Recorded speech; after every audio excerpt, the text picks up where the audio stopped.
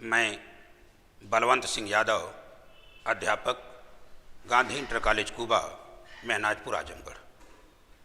हिंदी विषय में जो संस्कृत का व्याकरण निर्धारित है, उसमें हिंदी वाक्यों का संस्कृत में अनुवाद ये प्रकरण चल रहा है, जिसमें हमने आपको कारकों के आधार पर, लकारों के आधार पर अनुवाद करना बताया। आज हम आपको बताएंगे कि अनुवाद में प्रत्ययों का हम कैसे प्रयोग करते हैं। आइए देखते हैं प्रत्यय विधान। अनुवाद में जो प्रत्यय हैं, एक क्रिया में लगते हैं। प्रश्न उठता है, प्रत्यय कहते किसको है?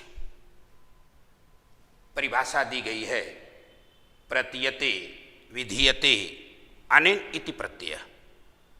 प्रत्यय का विधान किया जाता है। प्रत्यय कोई शब्द नहीं है, बल्कि प्रत्यय शब्दांश हैं। प्रत्यय वे शब्दांश हैं जो धातुओं के बाद में जोड़े जाते हैं। इस बात को याद रखिएगा, शब्द और शब्दांश। प्रत्यय किसी शब्द के अंश होते हैं। जैसे आप संस्कृत ही देख रहे हैं, तो संस्कृत शब्द में जो त प्रत्यय लगा हुआ है, यह एक अंश है। कई प्रत्यय हैं। हिंदी वाक्यों की क्रिया के आधार पर हम प्रत्ययों का विधान करते हैं। आइए देखते हैं, जब हिंदी वाक्य पूर्वकालिक क्रिया को लेकर आता है, तब कौन सा प्रत्यय लगता है। जब हिंदी वाक्य में पूर्वकालिक क्रिया हो, तो मूल धातु से त्वा और लेप प्रत्यय का विधान किया जाता है। कहने का अभिप्राय यह है, जब हिंदी वाक्य में कर अथवा कर के शब्द आवे, तब इन प्रत्ययों का विधान होता है। अनुवाद में जब वाक्य आप पढ़ेंगे, तो कर्ता की उपस्थिति वाक्य में तीन तरह से मिलेगी आपको। एक तो अकेला कर्ता होगा, जो एक क्रिया करेगा। दूसरे प्रकार के वाक्य मिलेंगे, कर्ता अकेला होगा, दो क्रिया करेगा, और एक क्रिया करने के बाद दूसरी क्रिया करेगा। तो जब अकेला कर्ता दो क्रिया संपन्न कर रहा होता है, लेकिन एक क्रिया करने के बाद दूसरी क्रिया करता है, तो पहले संपन्न की गई क्रिया को हम पूर्वकालिक क्रिया कहते हैं। और इसी पूर्वकालिक क्रिया में धातु से त्वा और लेप प्रत्यय का विधान करते हैं। त्वा का त्वा शेष रहता है, और लेप का त्य और कहीं य शेष रहता है। देखिए, जैसे उदाहरण दिया गया है, छात्र पढ़कर विद्यालय से घर जाता है। वाक्य को ध्यान से समझिए। इस वाक्य का कर्ता छात्र है, दो क्रिया कर रहा है, पढ़ने वाला और जाने वाला कार्य। दो क्रिया संपन्न कर रहा है अकेला छात्र, लेकिन एक क्रिया पूरी करने के बाद दूसरी क्रिया हो रही है। पहले पढ़ लिया, इसके बाद वह घर जा रहा है। तो जो क्रिया पहले संपन्न कर लिया है, उसे पूर्वकालिक क्रिया कहते हैं, और उसी क्रिया में हम त्वा और लेप प्रत्यय का प्रयोग करते हैं। जैसे आप देखिए, पढ़कर, ये पठ धातु है, त्वा प्रत्यय का विधान करेंगे, रूप बनेगा पठित्वा। विद्यालय से घर जाता है, विद्यालय को छोड़ के जा रहा है। कारक पढ़ाएंगे आपको तो बताएंगे, अपादाने पंचमी, जिससे कोई अलग होता है उसमें पंचमी का प्रयोग किया जाता है। तो विद्यालय को छोड़ के घर जा रहा है, विद्यालय में पंचमी का प्रयोग होगा, विद्यालयात। कहाँ जा रहा है? घर को जा रहा है। घर कर्म है, कर्म में द्वितीया होगी गृहम। जैसे बालकम रामम, वैसे गृहम। क्या करता है? जाता है। अकेला करता है, गच्छति। अनुवाद बना, छात्रः पठित्वा विद्यालयात् गृहम गच्छति। दूसरा उदाहरण देखिए, वह गुरु को प्रणाम कर बैठता है। लेप प्रत्यय का उदाहरण, बड़ा सुंदर उदाहरण है। वह गुरु को प्रणाम कर बैठता है। पहले गुरु को प्रणाम कर लिया, इसके बाद बैठने वाला कार्य किया। तो एक क्रिया संपन्न हो गई, इसके बाद दूसरी क्रिया हो रही है। जब क्रिया संपन्न हो गई है प्रणाम करने वाली, तो उसी में हम लेप प्रत्यय का विधान करेंगे। अनुवाद बनेगा सह गुरुम प्रणम्य, वह गुरु को प्रणाम करके क्या करता है, उपविशति, गुरु के पास में बैठता है, उपविशति। तो त्वा और लेप प्रत्यय का जो विधान है वह पूर्वकालिक क्रिया को बनाने के लिए किया जाता है धातुओं के साथ। इसमें आपको सावधानी ये बरतनी है कि कभी कभी धातु के पहले कोई उपसर्ग आता है, क्योंकि आप प्रश्न कर सकते हैं कि जब दोनों प्रत्यय एक ही प्रकार की हिंदी वाक्यों को बनाने के लिए होते हैं इनका प्रयोग, तो हम किसमें कौन सा प्रत्यय लगाएंगे। तो यहां हमने दिया है कि धातु के पहले कोई उपसर्ग होगा तब वहां धातु में लेप प्रत्यय का प्रयोग होगा, और अगर उपसर्ग नहीं है तो लेप का प्रयोग नहीं, त्वा का प्रयोग होगा। जैसे नी धातु है, आ उपसर्ग लग गया तो लेप का प्रयोग होकर के बनेगा आनीय। यदि उपसर्ग नहीं है, केवल नी धातु है, तो त्वा का प्रयोग होगा, बनेगा नित्वा। और फिर दूसरा हमने लिखा है कि यदि अ अथवा न धातु से पहले हो तो त्वा प्रत्यय का, प्रत्यांत का प्रयोग किया जाता। प्रत्यांत क्या है, त्वा प्रत्यय से अंत होने वाले रूप का प्रयोग किया जाता है। मैं काम किए बिना घर नहीं जाऊंगा, मैं काम किए बिना घर नहीं जाऊंगा।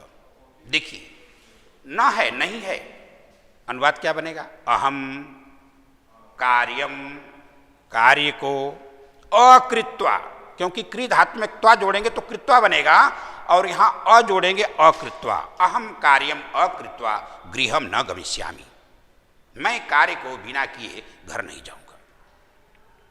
त्वा प्रत्यय से बने हुए जो शब्द हैं वो अव्यय होते, इनके रूप नहीं चलते।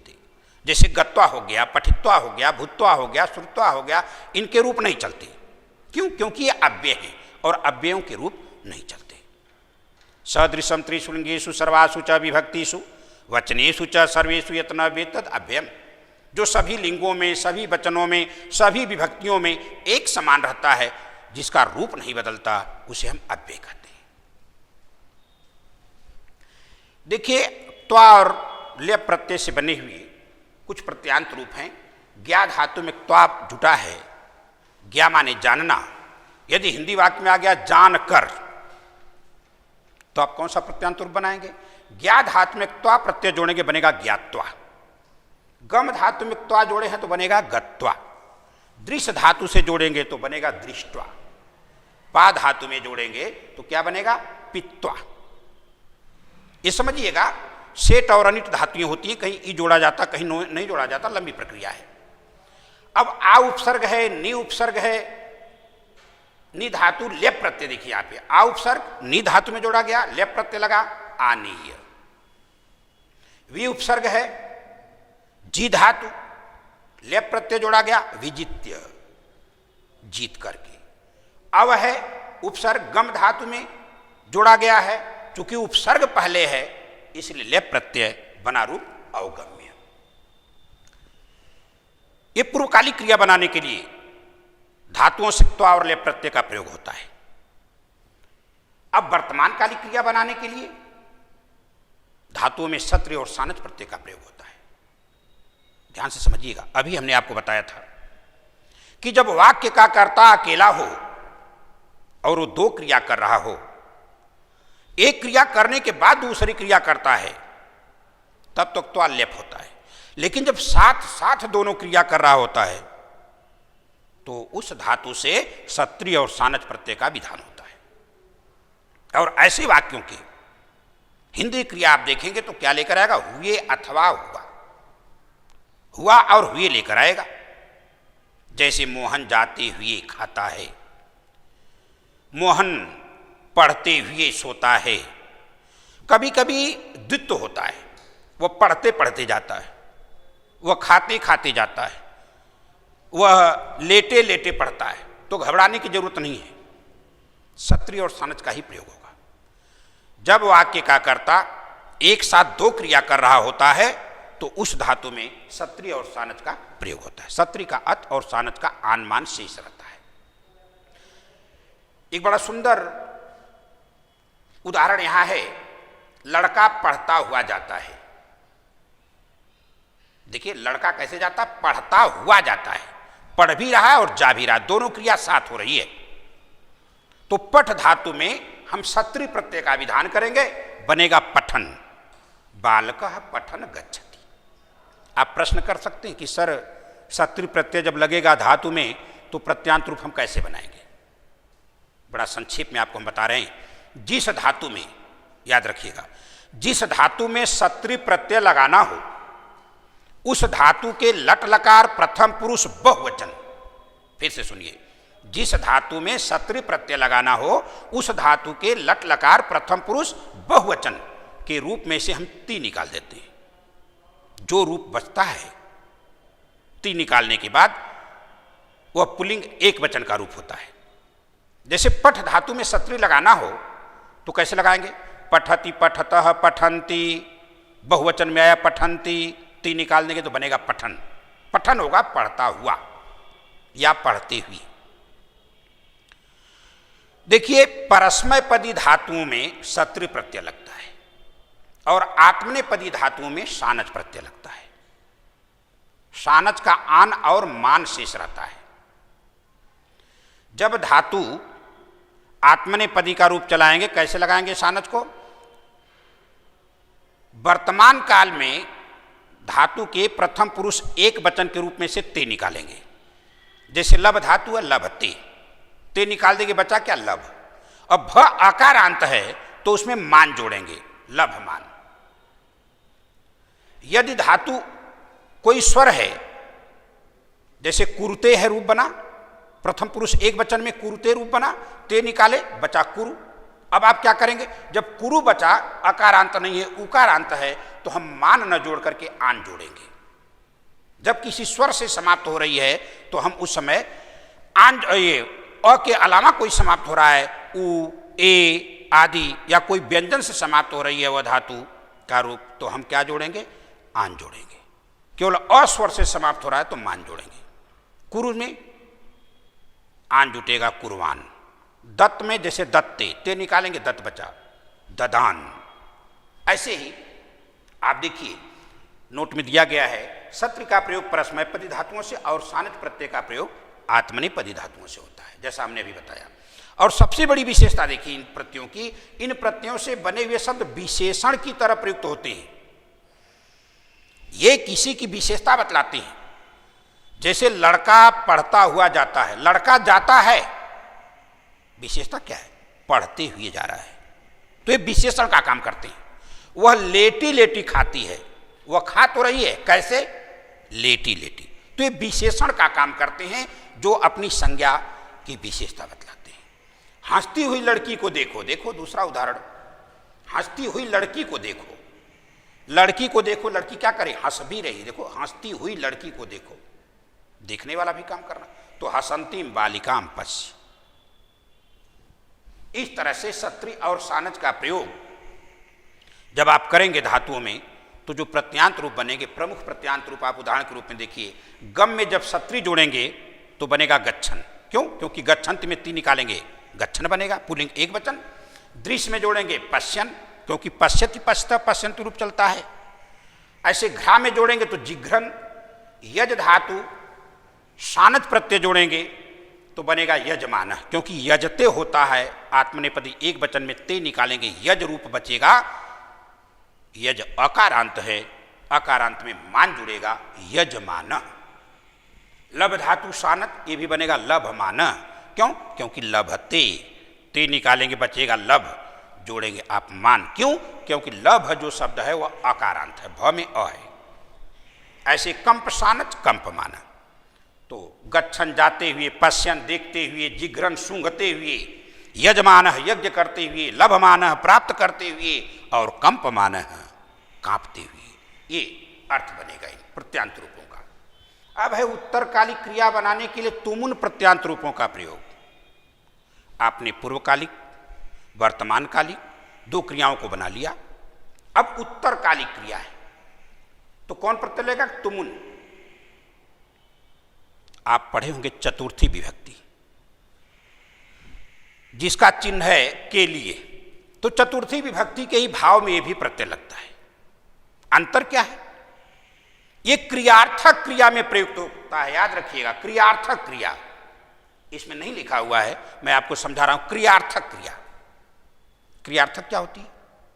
जब कोई कर्ता एक क्रिया को संपन्न करने के लिए दूसरी क्रिया करता है। फिर से सुनिए, जब कोई कर्ता एक क्रिया को संपन्न करने के लिए दूसरी क्रिया करता है तो क्रिया के लिए की गई क्रिया क्रियार्थक क्रिया कहलाती है।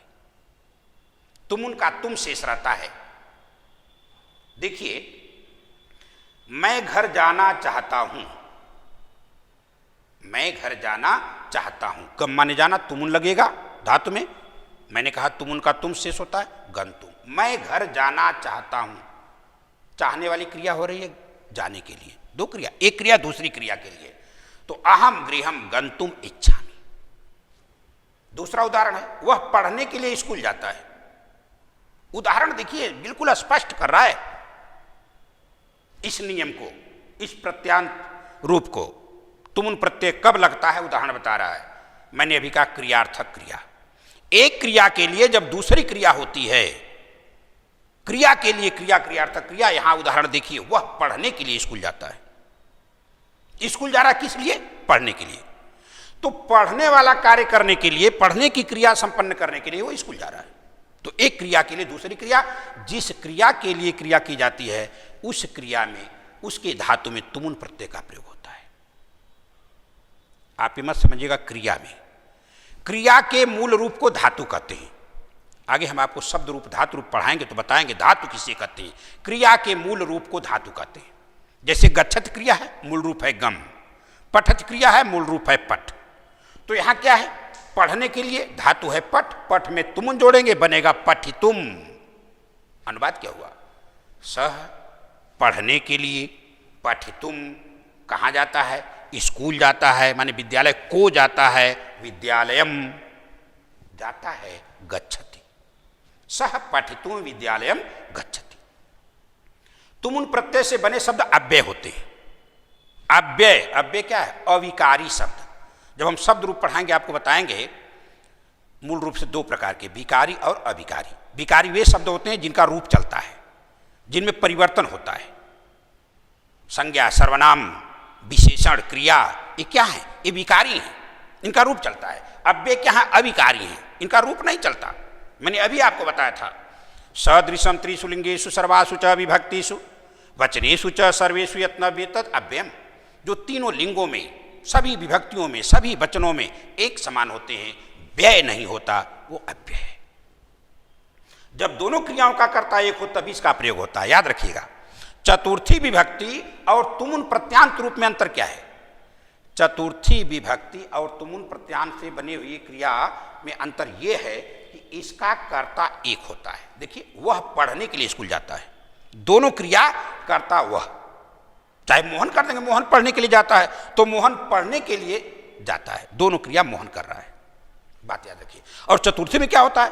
राजा ब्राह्मण को गाय देता है, राजा दूसरा है, ब्राह्मण दूसरा है, यहां पे कर्ता दोनों एक है। तुमुन प्रत्यांत रूप को समझिए। मैंने कहा तुमुन का तुम शेष होता है, गम में तुमुन जोड़ेंगे गंतुम, क्री में तुमुन जोड़ेंगे करतुम। कुछ संधि नियम है, हम संधि में आपको बताएंगे, वो परिवर्तन हो रहा है। क्री धातु में तुमुन जोड़ेंगे। हाँ, आपके मानस पटल पे एक प्रश्न उठ रहा होगा कि दो क्री दो तरह का लिखा हुआ है। जो पहला क्री आप देख रहे हैं तुमुन, कर्तुम रूप बन रहा है, वो क्री माने करना, करने के लिए। और दूसरा क्री आप देख रहे हैं वह क्री माने खरीदना, उसमें तुमुन जोड़ रहा तो क्रेतुम, खरीदने के लिए। वही है, क्रेता विक्रेता आप जानते ही होंगे सामान्य भाषा में। ज्ञा माने जानना, तुमुन ज्ञातुम, जानने के लिए। जैसे वह जानने के लिए गुरु के पास गया, वही है जो जानना भी चाहता है और गया भी है। तो जानने वाला कार्य माने सीखने के लिए, उसे गुरु से कुछ सीखने के लिए वो जा रहा है। तो एक कर्ता दो क्रिया कर रहा है, तो इसमें भी लेकिन अंतर क्या है? अंतर यह है कि यह क्रियार्थक क्रिया है, एक क्रिया के लिए दूसरी क्रिया हो रही है। गम तुमुन गंतुम, जाने के लिए, क्री तुमुन करतुम, करने के लिए, फिर क्री तुमुन क्रेतुम, खरीदने के लिए, ज्ञातुमुन ज्ञातुम, जानने के लिए। इस तरह से तुमुन प्रत्यांत रूप। भूतकालिक क्रिया, ये देखिए वाक्य में क्रिया मिलेंगी। काल क्रिया का होता है, याद रखिएगा, काल क्रिया का होता है, धातु रूप का होता है, शब्द रूप का काल नहीं होता। जो रूप चलता है क्रिया का वही काल में होता है। लट लकार, लोट लकार, लंग लकार, वो होता है। तो भूतकालिक क्रिया बनाने के लिए त और अक्त प्रत्यांत रूपों का प्रयोग होता है। तो देख रहे हैं इसमें ककार इत संज्ञक है, जिसकी इत संज्ञा होती है उसका लोप हो जाता है, तस्य लोप से, तो बचेगा तब तुम्हें देख रहे हैं जो ककार है, आधा क आपको दिखाई दे रहा है, उसकी भी जो है वो संज्ञा होती है, इत संज्ञा होती है। लसक तद्धिते सूत्र आता है, वो आपके कोर्स में नहीं है, उससे उसका लोप होता है। और तब तुम्हें जो त में उ दिखाई दे रहा है उसका भी लोप हो जाता है। तो इस तरह से इसका तवत रूप शेष रहता है। और जब हिंदी वाक्य की क्रिया आपको ये बताए कि कार्य समाप्त हो गया है, कोई क्रिया संपन्न हो गई है, तो उस धातु में भूतकालिक क्रिया बनाने के लिए त और अक्तोत प्रत्यय का प्रयोग होता है। जैसे वह पढ़ा, वह गया, वह सुना, वह खाया, कार्य हो गया। मोहन पढ़ लिया, चुका चुकी से मतलब नहीं है। हमारे संस्कृत में यह शुद्धता है, लिखा है जब कोई क्रिया पूर्ण रूप से समाप्त हो जाए तब इन रूपों का प्रयोग किया जाता है। जैसे राम घर गया, घर पहुंच गया है, जा नहीं रहा है, न जाएगा, गया, तो रामः गृहम गतवान। गतवान क्या है? तौत प्रत्यय से बना हुआ रूप, आगे हम बताएंगे। मैंने आज काशी देखी, मया अद्य काशी दृष्टा। आप प्रश्न करेंगे सर मया क्यों? इसलिए कि एक त प्रत्यय से बना हुआ जो रूप है वो कर्मवाच्य में लगता है। मेरे द्वारा काशी देखी गई, जो आप पैसिव वॉइस में पढ़ते हैं, कर्मवाच्य में। मया अद्य काशी दृष्टा। इन प्रत्ययों से बने हुए शब्द विशेषण की तरह प्रयुक्त होते हैं। आप समझ ही लिए होंगे, ये विशेषण के रूप में प्रयुक्त होते हैं। विशेषण क्या है? जो किसी की विशेषता बतलाता है। ये भी शब्द होते हैं और विकारी शब्द होते हैं, अतः उनके लिंग, वचन तथा विभक्ति इनके विशेषों के अनुसार चलते हैं। एक बात समझिएगा, जो धातुओं का रूप होता है जिसे आप क्रिया कहते हैं, पठति, गच्छति, भवति, लभते, सेते, दत्ते, कुरते, इन पर लिंग का प्रभाव नहीं पड़ता कर्ता के। जैसे मोहन जाता है, मोहन नह गच्छति, सीता जाती है, सीता गच्छति, लिंग का प्रभाव नहीं, पुल्लिंग स्त्रीलिंग से मतलब नहीं। लेकिन प्रत्यय से बना हुआ जो रूप है इसमें लिंग का प्रभाव पड़ेगा। वह गया, पुल्लिंग है, सह गतः। वह गई, स्त्रीलिंग है, सा गता। स्पष्ट हो गया होगा कि ये विशेषण की तरह होते हैं। और विशेषण क्या करता है? अपने विशेष के लिंग, वचन और पुरुष के हिसाब से चलता है। तो पुल्लिंग है वह, इसलिए गतः। दूसरा वाक्य में वह स्त्रीलिंग है, गई, इसलिए गता। गतः, गता, गतम, पुल्लिंग, स्त्रीलिंग और नपुंसकलिंग, इस तरह से चलता है। देखिए प्रमुख उदाहरण, गम में एकता जोड़ा गया, गतः माने गया। पा में एकता जोड़ा गया, पीतः माने पी लिया। लभ में एकता जोड़ा गया, लब्धः माने प्राप्त कर लिया। क्री में एकता जोड़ गया, कृतः माने कर लिया कार्य को। फिर क्री में एकता, कृतः माने खरीद लिया। अर्थ देखिए, हो गया काम। गम में एकता तो गतवान, चला गया। दृश्य में एकता तो दृष्टवान, देखा या देख लिया। अधियुक्त तवत्व में क्या है? अधितवान, पढ़ लिया। ई धातु है संस्कृत की, आपके कोर्स में नहीं है लेकिन उदाहरण दे दिया गया। अधितवान, पढ़ लिया, सीख लिया, जान लिया। तो ये कार्य हो चुका होता है, उनमें इनका प्रयोग होता है। अनुवाद में उपसर्ग भी आते हैं, बहुत महत्वपूर्ण। उपसर्ग करती क्या है? जैसे प्रत्यय शब्दांश है वैसे उपसर्ग भी शब्दांश है। शब्द नहीं है, किसी शब्द के अंश हैं। खुद संस्कृत शब्द में सम उपसर्ग है। अब आप सुनिए, उपसर्ग करता क्या है? उपसर्गेण धातु अर्थो बलाद अन्यत्र नियते, प्राहार, आहार, संहार, विहार, परिहारवत्। सुंदर परिभाषा। उपसर्गेण धातु अर्थो बलाद अन्यत्र नियते, कैसे? प्राहार, आहार, संहार, विहार, परिहारवत्। उपसर्ग के द्वारा धातु के अर्थ को बलाद माने जबरी, अन्यत्र नियते, दूसरी ओर ले जाया जाता है। उपसर्ग वे शब्दांश हैं जो धातुओं के अर्थ को बदल देते हैं। समझ लीजिए, उपसर्ग वे शब्दांश हैं जो धातुओं के अर्थ को बदल देते हैं। जैसे हृ धातु में घ प्रत्यय लगा, हार, हृ धातु माने चुराना। और जब हृ धातु में घ प्रत्यय लगा, हार शब्द बना, प्र उपसर्ग लगाए, उदाहरण नीचे है। प्र लगाएंगे तो बना प्रहार, अर्थ बदल रहा, प्रहार माने मारना, आ उपसर्ग लगा तो बना आहार, भोजन करना, देखो अर्थ कैसे बदल रहा है भाई। सम उपसर्ग लगा तो संहार, बिल्कुल कत्लेआम। फिर है वी उपसर्ग लगा, विहार माने घूमना। उपसर्ग अर्थों को बदल रहा है धातु के, परि उपसर्ग लगा, परिहार माने छोड़ना। तो उपसर्ग क्या है? शब्दांश हैं जो धातुओं के अर्थ को बदल देते हैं। संस्कृत में 22 उपसर्ग होते हैं, प्र प्रा सम अप अव निश निर, देख रहे हैं 22 उपसर्ग होते हैं। तो ये शब्दांश हैं, शब्द नहीं है। ये धातु के पहले लगते हैं, प्रत्यय धातु के बाद लगते हैं, दोनों याद रखें, दोनों शब्दांश होते हैं। लक्ष्मण राम के पीछे गए, लक्ष्मण पीछे किसके? राम के। अनु उपसर्ग है जो पीछे, लक्ष्मण रामम अन्वगच्छत, देखिए अनु में अगच्छत, गए, चले गए, ये नहीं कि जाएंगे या जा रहे हैं, गए हो गया, अगच्छत भूतकाल, अनु लग गया अन्वगच्छत। ये अणसंधि हम संधि पढ़ाएंगे, आपको बताएंगे। गंगा हिमालयात निर्गच्छति, क्यों? गंगा हिमालय से निकलती है, देखो हिमालय को छोड़ के जा रही है। गच्छति नहीं, निर्गच्छति, निर उपसर्ग है, 22 में आप देखेंगे निर आपको मिलेगा, देखिए निर उपसर्ग है, निकल कर जाना। तो उपसर्ग भी शब्दांश हैं जो धातुओं के अर्थ को जबरन बदल देते हैं। विशेषणों का भी प्रयोग होता है। विशेषण वे शब्द हैं जो विकारी होते हैं, अपने विशेष के अनुसार लगते हैं, और इनका देखिए वे निर्बल पुरुषों की रक्षा करते हैं। ते निर्बलान पुरुषान रक्षन्ति, मैं गर्म जल से मुंह धोता हूं, जल की विशेषता है गर्म है। अहम उष्णेन जलेन मुखम प्रक्षाल्य। तो इस तरह से अनुवाद में हमने आपको लकारों के माध्यम से, कारकों के माध्यम से, प्रत्ययों के माध्यम से, उपसर्ग और विशेषण आदि का प्रयोग करके हमने आपको अनुवाद करना सिखाया। हमें उम्मीद है कि आपको मेरा पढ़ाया हुआ समझ में आया होगा। धन्यवाद।